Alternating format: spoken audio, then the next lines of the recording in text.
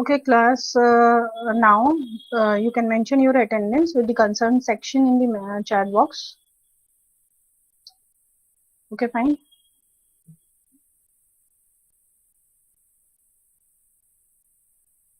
Good morning, class. Good morning, ma'am. Very Good morning, ma'am. Good morning. Good morning, ma'am. Good morning. Class आज हम लोग discuss करने वाले हैं quotations and offer letters. हम लोग बिजनेस कम्युनिकेशन में बहुत सारे जितने भी टेक्निकल लेटर्स हैं, टेक्निकल फॉर्मेट्स हैं, हम लोग अभी वही कंटिन्यू कर रहे हैं। तो उसी के कॉन्टेक्स्ट में आज हम लोग बात करेंगे कि ऑफर लेटर्स और कोटेशंस क्या होते हैं। बेसिकली जब भी हम बिजनेस कम्युनिकेशन करते हैं अपने सप्लायर से, अपने एम्प्लॉयज से, या हमारे शेयर होल्डर्स हो गए या हमारे जो इन्वेस्टर्स हो गए, उनसे जब भी हम कम्युनिकेट करते हैं तो थ्रू लेटर्स करते हैं या थ्रू मेल्स करते हैं। तो लेटर और मेल्स दोनों में ही कुछ जेस्चर्स होते हैं, कुछ फॉर्मेट्स होते हैं, वो एज इट इज सेम रहते हैं और वो जरूरी होते हैं बिकॉज क्योंकि एक फॉर्मल नोट हम लोग जो हमारे सप्लायर्स, कस्टमर्स जो भी होते हैं, हम उनसे एक फॉर्मल नोट पर बात करते हैं, ठीक है। और कुछ टेक्निकल चीजें होती हैं जो उन लेटर्स में मेंशन होती हैं और वो जरूरी होती हैं बिकॉज अगर वो उनमें एज इट इज मेंशन होती हैं तभी हम किसी चीज के लिए क्लेम कर सकते हैं। इसलिए जितने भी लेटर्स और फॉर्मेट्स हम लोग पढ़ रहे हैं, असाइनमेंट में भी हम इसी से रिलेटेड आपको टास्क भी देंगे ताकि आप प्रैक्टिकली इनको लिखना सीख जाए, क्योंकि एटलीस्ट ये सारी चीजें आपको कहीं ना कहीं या तो आप अपना एंटरप्रेन्योरशिप करोगे या अपना खुद का स्टार्टअप करते हो, खुद का बिजनेस करते हो, तब भी आपको नीड होने वाली है इन सब चीज की, या आप अगर किसी कंपनी में जॉब करते हो कहीं पर, तब भी आपको इनमें डिफरेंशिएशन पता होना चाहिए, इनमें पता होना चाहिए कि किस तरीके से इनके फॉर्मेट्स काम करते हैं और ये अलग अलग किन किन प्लेसेस पे इनका हम यूज करते हैं या इनको यूटिलाइज करते हैं। फाइन। तो आज हम लोग टॉपिक के अकॉर्डिंग चलते हैं। सबसे पहले हम लोग बात करते हैं व्हाट इज ऑफर। ओके, ठीक है, आपको स्क्रीन विजिबल हो रही होगी। Offer, after receiving various quotations against proposals, a comparative statement which considering all points and conditions, basically offer उसके नाम से ही लग रहा है। जैसे अगर हम लोग टेक्निकल बात पे जाएं तो दो चीजें होती है ना किसी भी चीज के लिए, particularly offer and acceptance. Means कोई आपको किसी पर्टिकुलर चीज के लिए ऑफर्स दे रहा है, ऑफरिंग्स दे रहा है, ठीक है, रिक्वेस्ट कर रहा है और आप उसको क्या करते हो, एक्सेप्ट करते हो। फाइन।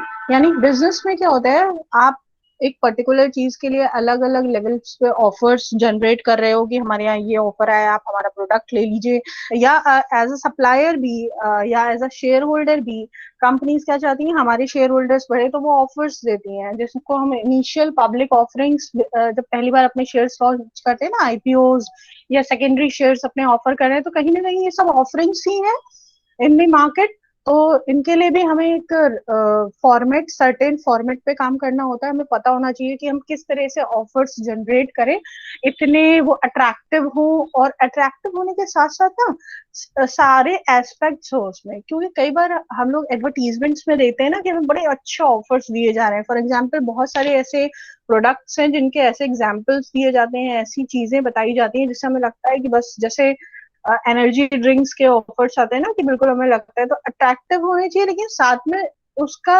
रीजनेबल ग्राउंड भी होना चाहिए। यानी जो आपको ऑफर किया जा रहा है, क्या वो सच में वो प्रोडक्ट या वो सर्विस वैसे काम कर रहा है या नहीं कर रहा है, ठीक। तो सेम यहाँ पर भी वही होता है, जब आप ऑफर्स लिख रहे हो, ऑफर्स के बाद ही है ना, ऑफर होते हैं उसके बाद उसके कोटेशंस दिए जाते हैं।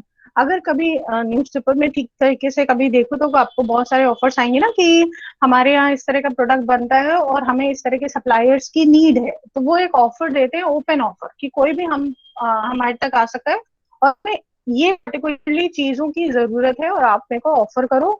और ऑफरिंग्स के बाद क्या होता है, वो अपने कोटेशंस डाल के देते हैं कि ये प्रोडक्ट है, ये उनके प्राइस रेंज है, ये क्वांटिटी आप लोगे तो हम इतना डिस्काउंट देंगे, इतने दिन में हम डिलीवर करेंगे, अलग अलग ये क्वालिटीज में हमारे पास ये प्रोडक्ट अवेलेबल है, ट्रांसपोर्टेशन में इतना टाइम लगेगा, हम इंश्योरेंस भी बियर करते हैं, हम ट्रांसपोर्टेशन कॉस्ट भी हमारे ऊपर होती है, मतलब अलग अलग ये सारी चीजें हमारे कोटेशंस में मेंशन करी जाती हैं। और क्योंकि बिजनेस में हम लोग बात करें अगर ऑफर लेटर की, तो बहुत नीड होती है, क्योंकि हर छोटी छोटी चीज के लिए अलग अलग सप्लायर्स को भी हम ऑफर करते हैं, देन हमारे शेयर होल्डर्स, डिवेंचर होल्डर्स को भी हम ऑफर्स देते रहते हैं। तो एक क्वालिटेटिव और कहा जाए कंसाइज और बहुत अट्रैक्टिव ऑफर लेटर बनाना हमें आना ही चाहिए। या अगर हम लोग फ्यू कुछ अगर बात करें कि हमेशा जो हमारा ऑफर लेटर हो, जब भी हम स्टार्ट करें बनाना, तो अप्रोप्रिएट टाइटल्स हो कि हम किस पर्पस के लिए ये ऑफरिंग्स दे रहे हैं। सैल्यूटेशंस बहुत बेटर तरीके से हमें यूज करने चाहिए। कई बार हम लोग ज्यादा फॉर्मल हो जाते हैं, तो लोग उसके लिए क्या करते हैं, जैसे डियर लगा दिया। तो अगर मेल्स के थ्रू हो रहा है तो नॉर्मल है, ये नॉर्मल जेस्चर है, आप यूज कर सकते हो। बट अगर हम लोग रिटन लेटर्स की बात कर रहे हैं, तो हमें पता होना चाहिए कि हम जिस ऑर्गेनाइजेशन से बात कर रहे हैं, वो ऑर्गेनाइजेशन में जिस पर्सन से बात कर रहे हैं, क्या उनको डियर लिखना सही रहेगा, कौन से ग्राउंड्स पे, तो हमें पता होना चाहिए। फिर नेक्स्ट अगर हम लोग बात करते हैं पैराग्राफ्स जो कंक्लूड करते हैं, अलग अलग पैराग्राफ्स उस ऑफर लेटर में होते हैं, तो 2 से 3 पैराग्राफ में समराइज करेंगे आप अपना ऑफर लेटर। बहुत अगर लेंदी होता है तो जो इंटरेस्ट होता है ना वो चला जाता है, इसीलिए कई बार हम लोग न्यूज़पेपर में भी देखते हैं कि कुछ बुलेट पॉइंट्स में चीजें लिखी रहती हैं, और एडवर्टीजमेंट अगर आती है तो बुलेट पॉइंट्स में लिखी रहती है। फिर फर्दर अगर आपको कोई इन्फॉर्मेशन चाहिए तो आप हमारे कांटेक्ट कर सकते हैं, आप हमारी वेबसाइट पे जा सकते हैं, इस तरह की चीजें दी जाती हैं, ठीक है। और जो भी हमारा पर्पस है ऑफर देने का, जो प्रोडक्ट हम आपसे अवेल करना चाह रहे हैं, जो सर्विसेज अवेल करना चाह रहे हैं, वो उसमें क्लियरली मेंशन होना चाहिए, उससे रिलेटेड कोई कंफ्यूजन नहीं होना चाहिए, क्योंकि बाद में कोटेशंस आउट हो जाते हैं, कोटेशंस फिजिकली पहुंच गए, और पहुंचने के बाद में पता चला अरे भाई ये तो होना ही नहीं था, ऐसा तो चाहिए ही नहीं था। तो वो बहुत उसके मतलब उस पर इन केसेस में पेनल्टीज भी होती है कि आपने मिस स्टेटमेंट्स दिए हैं, आपने मिस ऑफर्स दिए हैं, गलत रिप्रेजेंटेशन किया हुआ है, ठीक है। तो ये बहुत टेक्निकली अगर हम लोग देखें तो ये बहुत जरूरी चीज है, ये बहुत इंपॉर्टेंट चीज है, जिसपे जो भी ऑफिसर्स होते हैं, जो लेटर्स लिख रहे होते हैं, वो इन पर बहुत ज्यादा फोकस करते हैं और बहुत ज्यादा ध्यान रखते हैं इन सब चीजों पे। तो इसके आगे हम लोग देख लेते हैं कि एक फॉर्मेट देख लेते हैं। ये ऑफर के बाद जो उन्होंने कोटेशंस के लिए रिक्वेस्ट डाली है, तो ये उसका फॉर्मेट है, ठीक है।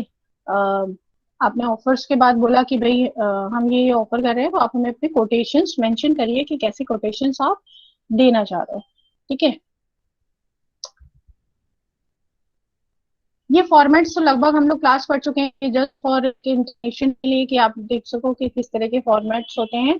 और उनमें ये जो राइटिंग्स हैं, ये जो जेस्चर्स हैं, ये इसमें चेंजेस हो सकते हैं। हम लोग को पता ही है कि हम लोग तीन मेजरली 3 पैराग्राफ्स हम लोग में डिवाइड करें। पहला इंट्रोडक्टरी, मिडिल वाला जो रहता है वो फोकस करता है आपके पर्पस पे, और जो थर्ड वाला होता है वो कंक्लूडेड वे होता है, एक तरीके से समराइज आप करते हो, कि फिर से आप एक रिमाइंडर देते हो कि हम ये आपसे चाहते हैं, ठीक है।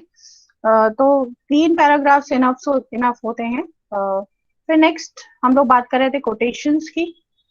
कोटेशंस में जैसा इसमें लिखा हुआ है, quotation is supplied in reply to an inquiry और offers. A quotation is a specific offer for sale. It is sent in response to an inquiry or offer from a particular person or a business house. Obviously, आप quotations के लिए, भाई offer तो in general हो गया, आप सभी को ऑफर दे रहे हो कि आप कोई भी मेरा सप्लायर बन सकता है। बट कोटेशंस में क्या होता है कि कहीं ना कहीं आप लिमिट कर देते हो, आप दायरा बना देते हो कि आप जिन्होंने आपको ऑफर दिया उनमें से आप सेलेक्टिव लोगों को ही बोलते हो कि भाई आप अपने कोटेशंस हमें दीजिए और हम इंटरेस्टेड हैं, हमें आपके ऑफर्स समझ में आ रहे हैं, कुछ पसंद आ रहे हैं, तो हम इनिशियल लेवल पर आपसे करना चाहते हैं। बट पहले हमें अपने कोटेशंस देने पड़ेंगे, तो उन कोटेशंस में वो डिस्काउंट्स, कितने टैक्सेस पे करने पड़ेंगे, टैक्स रेट में टैक्सेस जो कॉस्ट है उसमें टैक्सेस इंक्लूडेड है या एक्सक्लूडेड है। ये कई चीज ऐसी है ना क्लास स्टूडेंट्स जो बहुत इंपॉर्टेंट होती हैं। फॉर एग्जाम्पल, अगर आप इंश्योरेंस करा रहे हो आपका, कई क्योंकि फॉरेन कंपनीज या फॉरेन हब्स इस पे बहुत ज्यादा मतलब फोकस करते हैं कि जो भी प्रोडक्ट या सर्विसेज या सप्लायर के थ्रू या कस्टमर के थ्रू हमारे तक आ रहा है उसका वो फुल्ली इंश्योर्ड है कि नहीं। सॉरी। ठीक है, तो उसका इंश्योरेंस बहुत जरूरी होता है और हमारे इंडिया में तो नहीं उतना फोकस करते, बट एक्सपोर्ट के केसेस में या बिजनेस में जब भी प्रोडक्ट बल्क अमाउंट में या लार्ज अमाउंट में जा रहा होता है तो उसका इंश्योरेंस मतलब एक तरीके से कंपलसरी होता है। फिर बहुत सारे सर्टिफिकेशंस होते हैं जो कंपलसरी होते हैं, लाइक एनओसीज होती हैं, यानी आपने एनवायरमेंटल जो एनओसीज होती हैं आपने वो ली हुई है या नहीं। हम ऐसे किसी भी, क्योंकि बहुत सारे जो एक्सपोर्ट हाउसेस हैं वो ऐसे किसी भी ऑर्गेनाइजेशन के साथ काम नहीं करना चाहते जिनके पास सर्टिफिकेशन नहीं होता है। तो आप बताओगे कि आपका प्रोडक्ट हार्मफुल नहीं है, आपके प्रोडक्ट में क्या क्या इंग्रेडिएंट्स हैं, ओपनली नहीं बताते हैं पर ऐसे बता देते हैं कि लाइक भाई कोई भी अपना कहा जाए कॉम्बिनेशन नहीं बताता ना अपने प्रोडक्ट का कि क्या हमारा क्या कॉम्बिनेशंस है। क्योंकि लोग दूसरे जो कंपनीज होती हैं उनकी प्राइवेसी लीक हो जाएगी और दूसरे कंपनीज उनका प्रोडक्ट बनाने लगेंगे। ठीक है, तो जो भी इस तरह के और इवन इसके बाद पेमेंट टर्म्स होते हैं। पेमेंट का क्या टर्म्स है, आप कई लोग ऑफर करते हैं ना कि हम आपको जब प्रोडक्ट रिसीव हो जाएगा हमें तभी पेमेंट चाहिए, तो उसके लिए क्या करते हैं कई एक्सपोर्ट हब्स बैंक से कॉन्ट्रैक्ट करते हैं, यानी बायर और सेलर एंड बैंक। ठीक है, तो वो एक बैंक गारंटी इशू करवाते हैं, उसके थ्रू क्या होता है बिजनेस करते हैं। बेसिकली जो बायर एंड सेलर होते हैं वो पहले से अपना अकाउंट उस पर्टिकुलर बैंक में ओपन करा लेते हैं और पहले से उसमें अमाउंट मान लीजिए कि 1 लाख का उनका प्रोडक्ट है और मतलब 1 लाख की उनको पेमेंट करनी है, तो वो क्या करेंगे पहले से उसमें पेमेंट डिपॉजिट करा देंगे उस बैंक में, और बैंक के पास जैसे ही इन बोर्ड और ऑफ बोर्ड सर्टिफिकेशन आता है कि भाई जो प्रोडक्ट था, जो सामान था वो रिसीव हो गया है या शिप में आ गया है या शिप से उतर गया है या पोर्ट पे पहुंच गया है कंपनी में पहुंच गया है, अलग अलग तरह के सर्टिफिकेट्स होते हैं। तो जैसे ही उनको पता चलता है कि भाई आपका सामान वहां तक पहुंच गया है, चेक हो गया है, तुरंत वो क्या करते हैं जो दूसरी पार्टी है उसको वो पेमेंट रिलीज कर देते हैं। कई बार इसमें 60 डेज या 30 डेज का पैरामीटर भी रखा जाता है। तो बेसिकली ये पेमेंट टर्म्स उसमें मेंशन होने चाहिए कि आप पेमेंट्स कब लोगे और उसके क्या क्या ग्राउंड होंगे, रीजनेबल ग्राउंड्स, ये उन कोटेशन में मेंशन होना चाहिए। क्योंकि सारी चीजें अगर आप डिस्क्लोज नहीं करोगे, सारे इंपॉर्टेंट पॉइंट्स अगर नहीं बताओगे तो कैसे कोई पर्सन एक्सेप्ट करेगा अगर उसमें डाउट्स होंगे। और नो डाउट आप अपने प्रोडक्ट का कोटेशन यानी कि कोट वो मिनिमम रखोगे तभी सेलेक्टेड होगा। तो इन सब चीजों के साथ में उसके कोटेशंस भी देखे जाते हैं, उस पर्टिकुलर प्रोडक्ट के प्राइस भी देखे जाते हैं। फॉर एग्जांपल अगर हम लोग बात करते हैं मान लीजिए कि आप, फॉर एग्जांपल हम टायर्स खरीदे हैं, हम कार बनाने वाली कंपनी है और हम टायर्स परचेज करते हैं एमआरएफ से या अपोलो से। तो हम जब टायर परचेज करते हैं तो हमने अलग अलग डिस्ट्रीब्यूटर्स हैं जो अलग अलग उनको बोला कि आप हमें कोटेशंस दीजिए, तो उन्होंने ए बी सी 3 डिस्ट्रीब्यूटर्स थे जिन्होंने हमें, होलसेलर्स थे जिन्होंने हमें अलग अलग कोटेशंस दिए। तो उन्होंने कोटेशंस जिसकी कोटेशन ए बी और सी में मिनिमम होगी हमें उन्हीं को एक्सेप्ट करना पड़ेगा। क्योंकि जब स्कैनिंग होती है ना, जब ऑडिटिंग होती है कंपनीज की, तो ये देखा जाता है कि आपने कितने लोगों को ऑफर दिया था। ऐसा तो नहीं कि आपने बायसनेस में अपने किसी रिलेटिव को वो उसका कोटेशन, उसकी कोटेशन एक्सेप्ट कर ली है उसको फायदा पहुंचाने के लिए, आप बायस्ड हो गए, आपने पार्शियलिटी की है। तो ऑडिटिंग के केस में आपको भी बता, जब ऑडिट हो रहा होता है ना तो आपको ये एक्सप्लेनेशन देना पड़ेगा, वहां पर बताना पड़ेगा आपने क्यों एक्सेप्ट किया है। जैसे अगर फॉर एग्जांपल कुछ हो गए काफी साल, 8-10 साल पहले की बात है, एक रेलवे का टेंडर था जिसमें काफी कुछ बाद में जब कैग ने मामला पकड़ा था तो फिर ये हुआ था कि आपने जो टेंडर निकाला वो टेंडर निकाला ऐसे इस तरीके से कि ऐसे न्यूज़पेपर में निकाला कि बाकी लोगों को पता ही नहीं चला कि टेंडर भी निकला है, और आपने कोटेशंस मांगे और आपने अपने ही किसी जानने वाले को रेलवे के टेंडर्स दे दिए, जो कि गलत है। ठीक है, तो टेंडर्स क्योंकि लोग कर लेते हैं ना, कमीशन ले लेते हैं, इस तरह की एक्टिविटीज कर लेते हैं, इसलिए इनमें बहुत मतलब डिस्क्लोजर रखा जाता है। इस यही चीज हुई थी जब कोल माइंस का जो घोटाला हुआ था, उसमें भी यही हुआ था कि आपने डिस्क्लोज क्यों नहीं किया, आपने अच्छी तरीके से इसमें रिसर्च पर क्यों नहीं किया, और आपने क्यों अपने किसी जानने वाले को ये ऑफर दे दिए। तो इट मीन्स कि आपका कोई मॉनेटरी बेनिफिट होगा। फाइन, तो इसका हम लोग का फॉर्मेट देख लेते हैं। ये फॉर्मेट है लेटर का, आप देख रहे होगे। आई होप कि आपको बहुत अच्छे से तो शायद विजिबल नहीं हो रहा हो, बाद में आप इसको एनलार्ज करके स्क्रीन विजिबल कर लेना। यहाँ पर कुछ एग्जांपल दिए हैं मॉडल्स, ये सेट के नाम दिए हुए हैं, मॉडल्स के नाम है, बैटरी, फिर अलग अलग प्राइस रेंज दिया हुआ है, वारंटी दी हुआ है, कितने कितने टाइम की वारंटी है। तो ये इस तरीके से आप कोटेशन लेटर का सैंपल है, आप इस तरह से अपने कोटेशन लेटर बनाते हो। ठीक, उसमें पूरी की पूरी डिटेल लिखते हो ताकि आपका प्रोडक्ट एक्सेप्ट किया जा सके। राइट, और अगर हम लोग फॉर एग्जांपल बात करें कि एक जर्नल या हम लोग बात करें कि लेमैन के टर्म में अगर हम लोग ऑफर्स या कोटेशंस को अगर डिफरेंशिएट करेंगे, तो मतलब आसानी से समझने के लिए अगर हम लोग डिफरेंशिएट करें, तो कोटेशन एक तरह का रिप्लाई होता है to a request for price और रेंज ऑफ प्रोडक्ट और क्वालिटी ऑफ अ प्रोडक्ट। और जब हम लोग ऑफर्स की बात करते हैं, तो ऑफर्स क्या होते हैं, जब आप एक इन जर्नल आप बोलते हो कि हमें इस तरह का प्रोडक्ट चाहिए, तब जब लोग आपको ऑफर्स देते हैं, या इनडायरेक्टली भी आपको ऑफर्स दे सकते हैं कि भाई होता है ना कि वॉलेंटियर करके भी ऑफर्स दिए जा सकते हैं। Yes Naina. Ma'am, actually, Priyal is trying to join the class. So join her. Okay okay,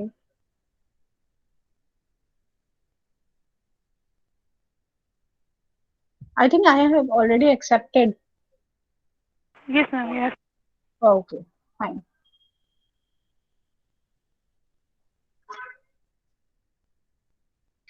next अगर हम लोग बात करें हैं, हम लोग डिस्कशन कर रहे थे ओवर सिंपल डिफरेंसेस या ऐसे डिफरेंसेस जिससे हम लोग जस्टिफाई कर सके कैसे एक कोटेशन लेटर और ऑफर लेटर में क्या डिफरेंसेस है। तो हम लोगों ने पहला एग्जांपल बात करी थी, लाइक कोटेशंस एक रिप्लाई होते हैं एक तरीके के, जिसमें आप प्रोडक्ट की पूरी रेंज, प्रोडक्ट की quality, quantity, price, warranty, guarantee और सारी इंफॉर्मेशन आप देते हो।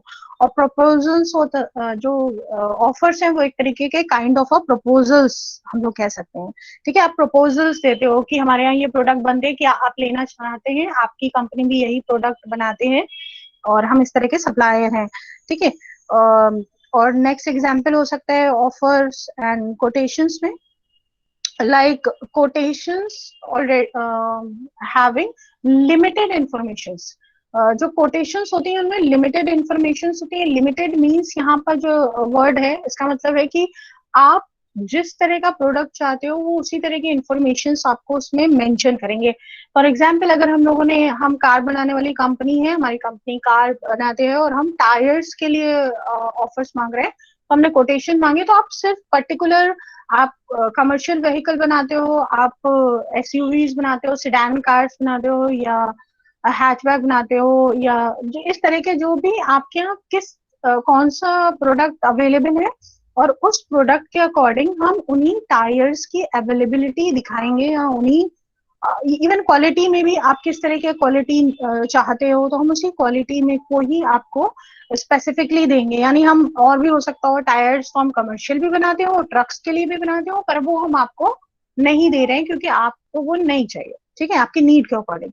तो कोटेशंस में जो इन्फॉर्मेशन होती है वो लिमिटेड होती है, बट अगर हम लोग प्रपोजल्स या ऑफर्स की बात करें तो इसमें क्या होता है, इसमें थोड़ी डिटेल्ड इन्फॉर्मेशन होती है। जब भी हम ऑफर्स दे रहे होते हैं ज्यादा इंफॉर्मेशन होती है, और उनमें से आप अपने नीड की इंफॉर्मेशन को मांगने के लिए हम कोटेशंस डालते हैं, ठीक है। या और एग्जांपल्स में हम लोग अगर बात करें तो पर्पस की बात करें तो कोटेशन का पर्पस ही यही होता है कि हम पर्टिकुलर प्रोडक्ट के बारे में, पर्टिकुलर जो भी रॉ मटेरियल है, जो भी प्रोडक्ट हम खरीदना चाह रहे हैं, इवन सर्विसेज ऑल्सो, हम सर्विसेज भी लेते हैं अलग अलग चीजों के लिए, ठीक है। तो सर्विसेज के लिए भी लाइक हम अपनी ऑर्गेनाइजेशन में अपने एम्प्लॉयज को ट्रेन करना चाहते हैं, हम एक्सपर्ट्स को लाना चाहते हैं जो सॉफ्टवेयर पे काम करते हों, जो इंटेलिजेंस पे काम करते हो, आर्टिफिशियल इंटेलिजेंस पे काम करते हो, तो हम उसके लिए भी अगर तो वहां पर हम सर्विसेज की बात करेंगे। बेसिकली अगर हम कोटेशंस की बात करते हैं तो कोटेशंस में एक पर्पस जो होता है उसका क्लियरली डिफाइन होता है कि हमें ये प्रोडक्ट चाहिए और इस प्रोडक्ट से रिलेटेड हमें इंफॉर्मेशन चाहिए। और अगर हम लोग ऑफर्स के पर्पस की बात करें तो ऑफर्स में क्या होता है कि आपका पर्पस डिफाइन नहीं होता है, क्योंकि जब भी आप किसी को ऑफर दे रहे होते हैं ना तो आप बता रहे होते हो भाई हमारी कंपनी ये प्रोडक्ट्स बनाती है और इन प्रोडक्ट्स की आपकी ऑर्गेनाइजेशन में भी नीड है अलग अलग जगह। तो इन जर्नल आप प्रपोजल्स अपने देते हो। फिर अगर हम लोग और एग्जांपल्स की बात करें क्या डिफरेंस है दोनों में, तो कहीं ना कहीं जब हम लोगों ने लिमिटेड वर्ड यूज किया कोटेशंस के लिए तो ऐसे हम प्राइस रेंज डालते हैं उसमें so that our quotation letter will be accepted, ठीक है। हम इस चीज को एनालिसिस करते हैं, एक्सेप्ट हो जाए हमारी चीजें। बट प्रपोजल्स में जब हम प्रपोजल्स देते हैं तो एक तरीके से इसमें मिक्स स्ट्रैटेजी यूज होती है। मे बी एक्सेप्ट हो सकता हो अभी के लिए, मे बी फ्यूचर के लिए वो आपको रखें, या फ्यूचर एक्सपेंशन के लिए अगर वो सोच रहा हूँ। तो उसमें क्या होता है, उसमें जो पर्पस होता है या एक्सपेक्टेशंस होती हैं, तो प्रपोजल्स में लॉन्ग टर्म के लिए कह सकते हैं या रेंज ज्यादा होती है। बट इन कोटेशंस थोड़ा स्पेसिफिक होता है, थोड़ा उसमें पर्पस लिमिटेड होता है, हम ये कह सकते हैं। इसके बाद हम लोग बात करें यहाँ पे features and elements. Basically features and elements हमने बहुत ज्यादा तो अभी भी डिस्कस किए ही हैं। सारे जैसे नेम एंड एड्रेस मेंशन होता है, इंक्वायरी नंबर के लिए आप एक कॉन्टेक्ट नंबर मेंशन करते हो कि आगे फर्दर भी अगर कोई कम्युनिकेशन करना है तो वो पर्सन आपसे किस तरीके से बात कर पाएगा, कैसे कम्युनिकेट कर पाएगा, थ्रू ईमेल और थ्रू कॉन्टेक्ट नंबर, तो वो आपको उसमें अवेलेबल कराना पड़ेगा। फिर आपको ये भी बताना पड़ेगा कि आप किस में डील करते हो। वैसे बेसिकली स्टैंडर्ड अगर हम लोग लेते हैं तो स्टैंडर्ड प्राइस रेंज जो चलता है वो डॉलर्स में हम एक्सचेंज रेट्स को चलते हैं, एक्सपोर्ट्स में ज्यादा होता है तो हमेशा डॉलर को एक स्टैंडर्ड अमाउंट मान लिया जाता है और उसके अकॉर्डिंग ही हम एक्सचेंज रेट देखते हैं, ठीक। तो वो आप स्पेसिफिकली मेंशन करोगे कि आप किसको स्टैंडर्ड मान रहे हो, कौन सी चीज को स्टैंडर्ड मान के चल रहे हो। क्योंकि ऐसा बहुत बार होता है ना, अगर इन चीजों पे बात नहीं होती है, क्योंकि हमारे यहाँ इंडिया में स्टैंडर्ड्स अलग हैं, फॉरेन कंट्री में स्टैंडर्ड्स अलग है। जैसे हम लोगों ने लास्ट लेक्चर में बात करी थी ना कि अगर हम लोग साइजेस की बात करते हैं ना, extra small, small, medium, large, extra large, double XL, triple XL की बात करते हैं, तो जरूरी नहीं हर कंट्री में सेम तरह के वेरिएशंस यूज हो रहे हो, हर कंट्री में सेम वेदर हो जिसकी वजह से इस तरह की चीजें यूज हो रही हो। तो ये बहुत ज्यादा एश्योर करने वाली चीज है कि कहीं ना कहीं दोनों अलग, मतलब वेदर्स अलग हैं, चीजें अलग हैं। भाई जैसे इंडिया में क्या होता है, इतनी ठंड तो पड़ती नहीं यहाँ पर। अगर हम लोग प्लेन एरियाज की बात करें, हिल एरिया की बात नहीं कर रहे, तो प्लेन एरियाज में हमें बहुत ज्यादा एसेसराइज होने की जरूरत नहीं पड़ती है, यानी बहुत ज्यादा अपने आप को कवर करने की जरूरत नहीं पड़ती है। बट इन हिली एरियाज या इन फॉरेन कंट्रीज जहाँ पे माइनस में भी चला जाता है, माइनस में भी बहुत ज्यादा नीचे चला जाता है और तब भी लोग वहां सरवाइव कर रहे होते हैं। यहाँ तो हम लोग माइनस में भी कोशिश करते हैं घर ही से ना निकले, ठीक। तो अब होता है ना अपने यहाँ वेदर्स में इतना ज्यादा फ्लक्चुएशन है, तो कहीं ना कहीं एक पॉइंट पे जो बायर और सेलर है वो किसी एक पॉइंट पे एग्री करते हैं। चाहे जैसे हम लोगों ने प्राइस रेंज की बात करी तो वो बात करते हैं कौन से चीज में आप एक्सचेंज करोगे, तो डॉलर्स में ज्यादातर लिया जाता है। अगर हम लोग यूरोपियन कंट्रीज की बात करते हैं, अगर गल्फ कंट्रीज की बात करते हैं तो अलग हो जाता है। तो ये थोड़ा सा चेंजेस आते हैं आप कहाँ बिजनेस कर रहे हो अपना। देन जो भी आप अपना शिपिंग कर रहे हो ना प्रोडक्ट, उसका वॉल्यूम क्या है, उसकी वेट क्या है। तो वेट में भी वही क्या होता है, वेट चलता है, वेट एंड मेजरमेंट एक्ट, एक एक्ट है जिसमें वेट एंड मेजरमेंट की जितनी भी चीजें हैं लाइक जो ये सब जगह यूनिवर्सल है, यूनिवर्सली एक्सेप्टेबल है। जो मीट्रिक में जैसे कई बार होता है ना, कई अलग अलग कंट्रीज ग्राम्स में बात करती हैं, किलोमीटर्स में नहीं, मीटर्स में बात करती हैं। ठीक, तो आप ये पहले से मेंशन करोगे कि मीटर्स में या ग्राम्स में आप किस क्वांटिटी में चीजों को बोल रहे हो। ठीक है, तो ये बताना बहुत जरूरी है।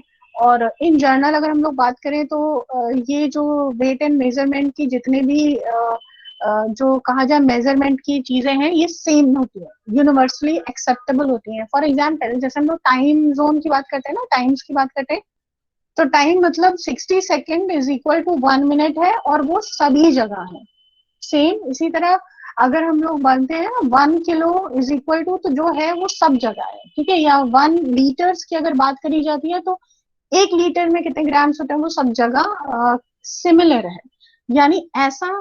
बट थोड़ा सा बस डिफरेंस ये हो जाता है कि कई जगह किलोमीटर्स नहीं लेते हैं, कई जगह लीटर्स को भी आप ग्राम्स में या ऑन्स में इस तरीके से किया जाता है। तो आपको भी वो उसी में ही अपने प्रोडक्ट को वॉल्यूम्स नंबर्स आपको उसी में कन्वर्ट करके बताने होंगे। देन फीचर्स और एलिमेंट्स में अगर हम लोग बात करें, एलिमेंट्स का बेसिकली मतलब होता है इंग्रेडिएंट्स। ठीक है, तो नेक्स्ट है ट्रेड डिस्काउंट। अगर आपको कोई ट्रेड डिस्काउंट मिल रहा है, जैसे कैश में अगर हम लोग पेमेंट्स करते हैं तो हमें डिस्काउंट ज्यादा मिलते हैं। तो अगर इस तरीके, या अगर हम लोग एक्सपोर्ट की बात करते हैं, अगर आप ज्यादा टाइम लेते हो पेमेंट, अगर आप थोड़ा सा लेट करते हो और आप एक्सेप्ट कर रहे हो, जैसे कई कंपनीज होती हैं 30 डेज का एक्सटेंशन लेके चलती है कि 30 डेज, जब हमारे पास प्रोडक्ट रिसीव होगा उसके 30 डेज के अंदर हम या 30 डेज के बाद हम आपको पेमेंट करेंगे। कई लोग उसको 60 डेज लेके चलते हैं। तो जब भी 60 डेज लेके चलते हैं तो ऑब्वियसली वो डिस्काउंट्स भी आपको अच्छे ऑफर करते हैं। Delivery point, terms of sale, terms of payment, यानी सेल के टर्म्स और कंडीशंस क्या रहेंगे। कई बार होता है ना कि कुछ चीजों के पेटेंट्स होते हैं, तो वो पेटेंट्स में क्या होता है कि जैसे फॉर एग्जांपल एप्पल के पास टच स्क्रीन का पेटेंट है, तो वो क्या करते हैं, वो जो राइट्स ट्रांसफर करते हैं या वो अपनी टेक्नोलॉजी ट्रांसफर करते हैं, देते हैं, तो वो 100% आपको एलिजिबल नहीं बनाते कि आप उनके टेक्नोलॉजी को यूज कर पाए। इसीलिए करंट टाइम में भी अगर आप देखते हो तो एप्पल का टच आप जब भी देखोगे, स्क्रीन खराब हो जाती है, सब हो जाता है, लेकिन आपका उसका टच फार मोर इफेक्टिवली काम करता है सैमसंग के टच से। तो ये कुछ चीजें हैं। तो टर्म्स ऑफ सेल क्या है, टर्म्स ऑफ पेमेंट क्या है, डिलीवरी पॉइंट क्या है, कहाँ पर डिलीवरी होगा। डिलीवरी पॉइंट में भी क्लास बहुत बार इश्यूज होते हैं, बिकॉज कई कंट्रीज ये कहती हैं कि आप हमारे पोर्ट तक सामान पहुंचाओगे और वहां तक की आपकी रिस्पॉन्सिबिलिटी है। और कई क्या कहते हैं कि हमारा खुद का ट्रांसपोर्टेशन सिस्टम है, हम आपके जो वेयर हाउस है वहां से वो प्रोडक्ट रिसीव कर लेंगे। तो डिलीवरी पॉइंट पहले से मेंशन होना बहुत जरूरी है, नहीं तो बहुत इसमें भी केसेस हो जाते हैं, लड़ाई झगड़े हो जाते हैं कि भाई आपने तो बोला था कि आप डिलीवर कराओगे, सामने वाला कहता है आपकी तो खुद की ट्रांसपोर्टेशन कंपनी है। तो ये मेंशन होना चाहिए। इंश्योरेंस, देन उसके बाद है insurance and shipping cost. Obviously insured है आपका प्रोडक्ट नहीं है, शिपिंग कॉस्ट कितनी है वो टैक्सेस को इंक्लूड करके है या टैक्सेस को एक्सक्लूड करके है, ये बताना चाहिए। वैलिडिटी पीरियड फॉर कोटेशंस, हाँ कोटेशन देने के बाद भी वो कोटेशन पर्टिकुलर आपकी कंपनी के लिए कब तक वैलिड है, हम कब तक वेट करें आपका। ठीक है, तो वो उसकी भी होता है ना कि 30 डेज बाद ये अपने आप एक्सपायर हो जाएगा, या 6 मंथ्स बाद अगर एक्सपायर हो जाएगा अगर आपने इस पे कोई कोटेशन पे एक्सेप्टेंस नहीं भेजा या कोई भी रेसिप्रोकल आपने कोई एक्शंस नहीं लिए हैं। Total charges to be paid by customer, total charges customer को पे करने या डिस्काउंट से, सारी चीजें क्लियर होनी चाहिए। एस्टिमेशन शिपिंग डेट, हाँ सॉरी एस्टिमेटेड शिपिंग डेट, कब तक प्रोडक्ट डिलीवर हो जाएगा। हाँ क्लास ये बहुत इंपॉर्टेंट है, क्योंकि कई बार क्या होता है कि मान लीजिए आपके यहाँ विंटर एसेसरीज आपने डिलीवर कराई, ठीक, और आपका सेलिंग स्टार्ट हो जाती है नवंबर से। जब विंटर से स्टार्ट होती है तब से स्टार्ट हो गई सेलिंग, क्योंकि न्यू अराइवल्स, बहुत सारे लोग न्यू अराइवल्स लेना चाहते हैं। तो ऑब्वियसली अब अगर आप नवंबर के बिल्कुल नवंबर में भेजोगे तो क्या होगा, वो अपने जो और उनके ब्रांचेस हैं या उनकी शॉप्स हैं वहां तक कैसे पहुंचाएंगे, उनको भी तो टाइम चाहिए। तो एस्टिमेटेड जो शिपिंग डेट है वो कंफर्म होनी चाहिए और क्लियर होनी चाहिए, और उसके बाद एक ग्रेस पीरियड भी लेके चलते हैं कि अगर इन केस जैसे अभी कहीं कैनाल में हो गया था ना, सामान ब्लॉक हो गया था, सॉरी, बड़ा सा जो शिप्स होती हैं जो वेसल्स लेकर जा रही होती हैं वो, yes, Suez canal, good, news सुनते हैं मतलब आप लोग। ठीक है, तो बहुत ज्यादा नुकसान हुआ था, है ना। तो इसीलिए एस्टिमेशन डेट के बाद भी लोग क्या करते हैं, ग्रेस पीरियड या ग्रेस टाइम लेके चलते हैं कि अगर इससे भी लेट होता है तब भी हमारा नुकसान ना हो, हमारे पास टाइम रहे, ताकि हम अपने प्रोडक्ट्स को हमारी जितनी भी शॉप्स है वहां पर अवेलेबल करा पाए। ठीक है, करेंसी ऑफ सेल, करेंसी की हम लोग ऑलरेडी डिस्कस कर चुके हैं कि करेंसी कौन सी होगी और किस करेंसी में आप एक्सचेंज करोगे अमाउंट्स। तो ये these are all the features and the elements of the quotations and offer letters. Fine, फिर हम लोग नेक्स्ट बात कर लेते हैं, एक्सेप्टेंस लेटर। इसके बाद ऑब्वियसली हम जानते ही हैं कि जब आपका प्रोडक्ट मान लिया जाता है कि भाई हाँ, आपने कोटेशंस हमारी आपको जस्टिफाइबल लगी, और जो मिनिमम कोटेशन जिसने दी थी ABC में से उन्होंने उसको एक्सेप्ट कर लिया, तो फिर जैसे ही वो एक्सेप्ट करते हैं, जैसे ही उनको सब ठीक ठाक लगता है, वो एक एक्सेप्टेंस लेटर इशू कराते हैं अपनी कंपनी की तरफ से। फाइन, तो जैसे ही वो अपना एक एक्सेप्टेंस लेटर इशू करते हैं, इसका फॉर्मेट है, वेंडर का नेम, ऑब्वियसली रेफरेंस नंबर जरूर दिया जाता है कि आपने कौन से कोटेशन का रेफरेंस नंबर लिया हुआ है, इसलिए जरूरी होता है क्योंकि आपकी कोटेशन में पूरी डिटेल हो रही है, तो इसलिए रेफरेंस नंबर बहुत जरूरी और इम्पोर्टेंट भी है, जैसा कि आप लोग देख ही रहे हो पहली लाइन में लिखा हुआ है। ठीक, तो उसके बाद बाकी फर्दर जो डिटेल्स हैं, आप अपनी कंपनी के सर्टिफिकेशंस, डॉक्यूमेंट्स, डिटेल्स भेजते हो उन्हें एक्सेप्टेंस के लिए। फाइन, और अगर कोई एडवांस पेमेंट आप करना चाह रहे हो या आपका एग्रीमेंट होगा, फिर आपकी बातें होती हैं, तो वो सारी चीजें उसके बाद होंगी, तो उसके लिए भी ऑफर, ये एक्सेप्टेंस लेटर के बाद फिर मीटिंग्स होती हैं और बातचीत आगे बढ़ती है। ठीक, तो ये हम लोगों ने बात करी एक्सेप्टेंस लेटर। देन इसके बाद ये कुछ इंपॉर्टेंट टर्म्स है क्लास, जो आपको स्क्रीन पे विजिबल हो रहे होंगे थ्रू, जब हम लोग कोटेशंस, या बेसिकली अगर हम लोग बिजनेस लेटर्स की बात करें तो ये कुछ जर्नल टर्म्स हैं जो हम लोग यूज करते हैं, कुछ एक दो हम लोग पढ़ लेते हैं, बहुत सारे हैं ये, इसके अलावा भी बहुत सारे होते हैं, वो डिपेंड करता है जेस्चर्स पे, आप किनसे लगातार, जब जब हम किसी से लगातार बिजनेस कर रहे होते हैं ना, रूटीन वे में बिजनेस कर रहे होते हैं, तो फिर ज्यादा इस तरह के शॉर्ट फॉर्म्स यूज करने लगते हैं। फिर भी कुछ कॉमन है, LC letter of credit, A/R करके accounts receivable, COG cost of goods, MTD ये फॉर्मेट होता है मंथ टू डेट, ठीक है। PO परचेज ऑर्डर, ये आपने बहुत ज्यादा हो सकता है सुना हो, RE for in preference to, COD भी हम लोग बहुत सुन चुके हैं ना, कैश ऑन डिलीवरी जिसको बोलते हैं, ठीक है। तो ये अलग अलग तरीके से अप्रोक्सीमेटली को हम लोग अप्रोक्स करके, तो ये अलग अलग हैं और इसमें भी बहुत सारे भी हो सकते हैं जो आपके ऑफर लेटर्स में, कोटेशंस में और एक्सेप्टेंस लेटर्स में हम यूज करते ही हैं। ठीक है, नेक्स्ट आ जाते हैं हम लोग काइंड्स ऑफ कोटेशंस। कोटेशंस को कैटेगराइज किन किन चीजों में किया गया है, तो first is loco price quotation. Loco means exactly on the point, yeah, on the spot. So the loco price refers to the cost of goods at the factory or godown of the seller. ठीक है, लोको price का मतलब हो गया कि आपके cost, हमने जो कॉस्ट मेंशन करी है ये हमारी फैक्ट्री कॉस्ट है, ठीक है। अभी इसके अलावा इसमें जो टैक्सेस ऐड होते हैं, या हम इसको ऐसे भी कह सकते हैं, लोको प्राइस का मतलब होता है मिनिमम कॉस्ट, जो मिनिमम प्राइस है या मिनिमम कॉस्ट जो है हमने उसकी बात करी है, ठीक है, तो आपने अपने कोटेशंस में कौन सा प्राइस मेंशन किया आपको लिखना पड़ता है, आपको बताना पड़ता है कि इसमें टैक्सेस इंक्लूडेड नहीं है। तो अगर लोको प्राइस वाला है, मिनिमम है, तो फिर हम लोग उसको बोलेंगे लोको प्राइस कोटेशन। नेक्स्ट आ जाता है station price quotations. Under this quotation letter seller's responsibility is to send the goods to the nearest railway station।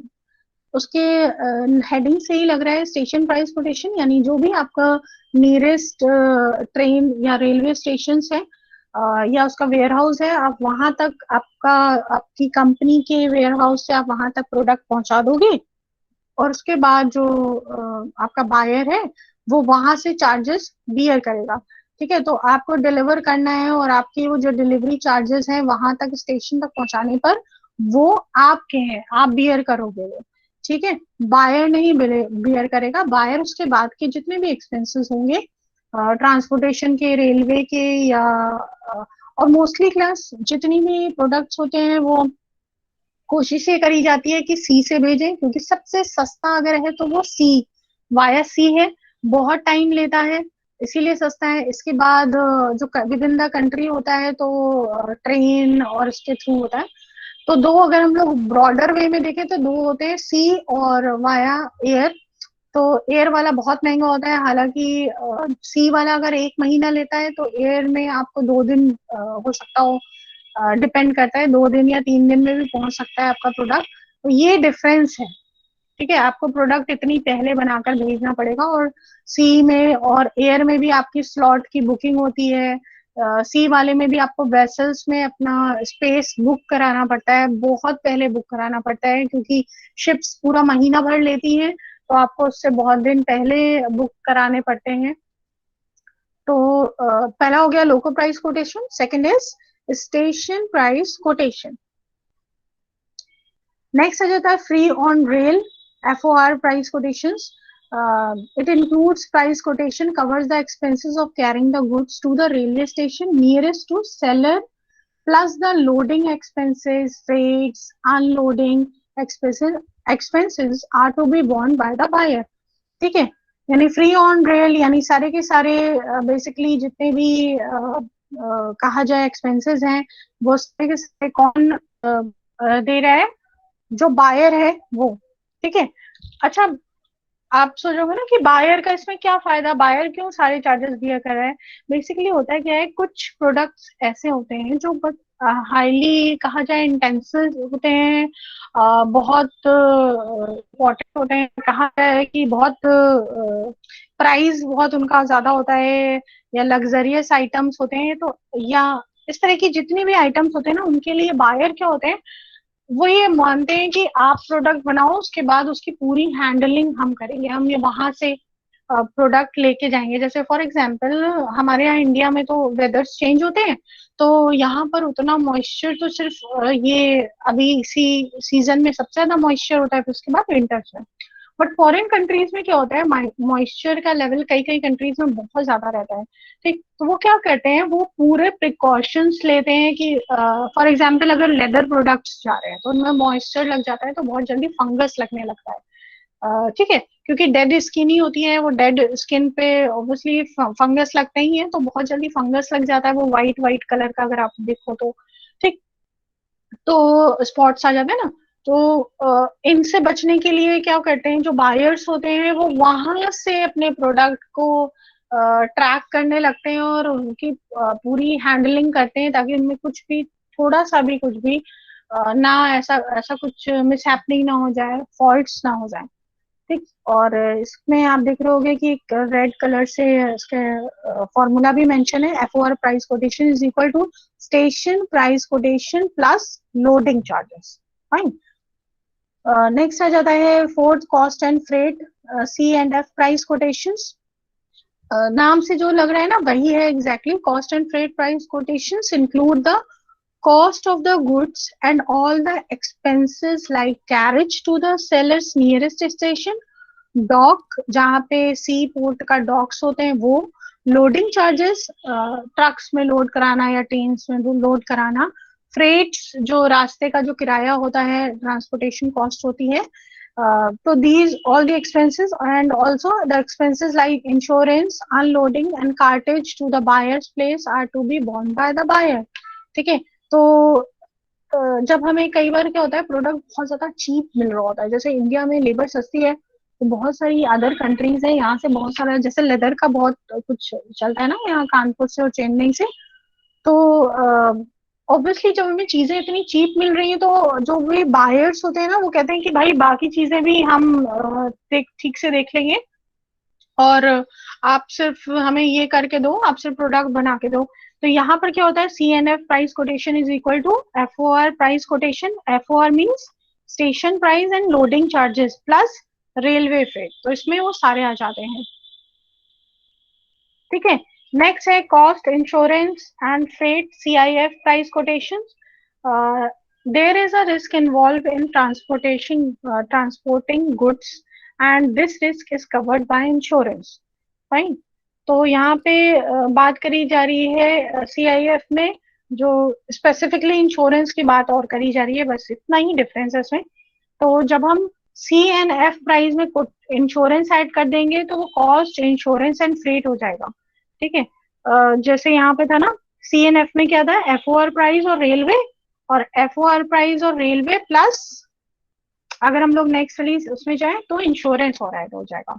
ठीक है, बायर इंश्योरेंस खुद बेयर करता है। फिर उसके बाद है फ्रैंको प्राइस जिसको बोलते हैं, यानी all expenses up to the buyers warehouse, यानी कॉस्ट आपके प्रोडक्ट बनाने के बाद जितनी भी कॉस्ट है, यानी आपके मैन्युफैक्चरिंग यूनिट से हम प्रोडक्ट लेंगे, उसके बाद रेलवे का, सी का, ठीक है, ऑफ बोर्ड कराएंगे, अपलोडिंग कराएंगे, अनलोडिंग कराएंगे और हमारे वेयर हाउस तक, बायर के वेयर हाउस तक सारे के सारे प्राइजेस कौन बियर करेगा, जो बायर है वो खुद बियर है, उसको बोलते हैं फ्रैंको प्राइस कोटेशन। ठीक है, लास्ट है सेकंड लास्ट है sorry, free alongside ship FAS price quotation. FAS price quotation को अगर हम फॉर्मूले से समझें तो आपको ज्यादा क्लियर हो जाएगा। FAS price quotation equal to loco price quotation. Loco याद है class, loco means on the spot plus carriage of goods. ठीक है, जो भी हमें गुड्स को कैरी करने में जो भी आ रहा है, तो और even up to the hyper nearest to the sellers. ठीक है, जो नियरेस्ट स्टेशन है वहां तक पहुंचाने के लिए, तो उसको बोलेंगे free alongside ship price quotation. Last है free on board. Free on board price quotation equal to cost of goods plus expenses up to goods on ship board, यानी शिप्स तक पहुंचाने तक बस। ठीक है, वहां तक के लिए, और जो गुड्स की जो प्राइस है उनकी प्राइस को इसमें ऐड कर लेते हैं फ्री ऑन बोर्ड। उसके बाद वो आपकी रिस्पॉन्सिबिलिटी नहीं है, सेलर की रिस्पॉन्सिबिलिटी नहीं है, उसके बाद वो बियर करेगा बायर। फाइन, तो दीज आर कैटेगरीज और काइंड्स ऑफ कोटेशंस लेटर, और इसी पे बेस होता है हमारे offer letters and acceptance letters. I hope class ये लेटर्स आपको समझ आ रहे होंगे। एंड क्लास आप सबने अपनी अटेंडेंस मेंशन कर दी है। आई होप कि सबने अपनी अटेंडेंस मेंशन कर दी हो। अक्षता, हुमना, आयुषी, ऋषभ, शुभम, कार्तिकेय, अंजलि, अभिनव, आयुषी, शुभम, शुभम गुप्ता सेक्शन सी, प्रियल, तान्या, कृतिका, प्रत्यक्ष, महक, उत्कर्ष, निशिता, शाश्वत, पीयूष, अमन, काजल, चंद्रमणि, अनिका, देवेश, सुयश, अनुष्का, कार्तिक, चांदनी, शिवानी, अंकित, अभिनव, अलका, आर्यमन, आयुषी, तनीषा, तरुण, शांभवी, अदिति, आकांक्षा, वंशिका, गोविंद, शिवा, लक्ष्य, सौरभ, आयुषी, सौरभ, सॉरी ये दो थे, सौरभ गुप्ता एंड सौरभ शर्मा। ठीक है, Tanisha, Mahak, Nikhil and these are all. ठीक है, आई होप आप सबने भी अटेंडेंस मेंशन करी होगी, जिन्होंने नहीं करी है please do mention your attendance. Okay then. Thank you, class. Thank you, ma'am. Thank Thank you, you, ma'am. ma'am. Thank you, ma'am. Next time. And stay safe and stay healthy, bacha.